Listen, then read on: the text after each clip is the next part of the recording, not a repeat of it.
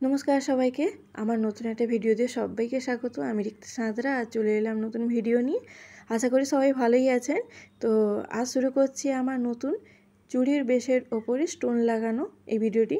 তো আমি আগেই চুড়ি বেসের উপরে সুতো জড়িয়ে রেখেছিলাম, যেটা খুবই ইজি। আপনারা কেউ দেখতে চাইলে অবশ্যই কমেন্ট করে জানাবেন যে দেখতে চান কি না আমি কিভাবে চুড়ি বেসের ওপরে সুতোটা জড়িয়েছি সেটা দেখার জন্য। আশা করি ভালোই লাগবে, খারাপ লাগবে না। আর এটা খুবই সহজ এবং ইজি। আর এটা আমি ভাঙা স্টোন ইউজ করেছি, গোটা পুঁতি আমি ইউজ করিনি। এটা কিছুটা ভাঙা পুঁতি। আর ওই পাতা পুঁতির ওপরে এটা খুব সুন্দরই লাগছিল।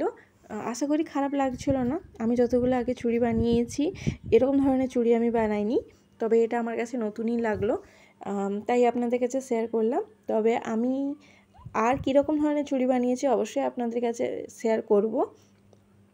কেউ যদি দেখতে চান তার মেকিং ভিডিওগুলো অবশ্যই কমেন্ট করে জানাবেন। এবং কেউ যদি নতুন হয়ে থাকে প্লিজ লাইক, কমেন্ট এবং শেয়ার করতে ভুলবেন না। এবং প্লিজ সাবস্ক্রাইব করুন, তাহলে আমি আর কীরকম ধরনের ভিডিও আনছি সেগুলো আপনাদের কাছে ওই নোটিফিকেশানটা খুব সহজে পৌঁছে যাবে। আশা করি কোনো অসুবিধা হবে না। আর কেউ যদি হেল্প হয়ে থাকেন প্লিজ শেয়ার করতে ভুলবেন না। আর পাশে থাকুন, প্লিজ পাশে থাকুন, আমি যেন এভাবে নতুন নতুন মেকিং ভিডিও আনতে পারি এবং যেটা আপনাদের কাছে খুব ইজি হয় এবং আপনারাও বাড়িতে বসে বানাতে পারেন। প্লিজ লাইক, কমেন্ট এবং শেয়ার করতে ভুলবেন না। আর দেখুন আমি কিভাবে সুন্দরভাবে স্টোনগুলি ইউজ করেছি।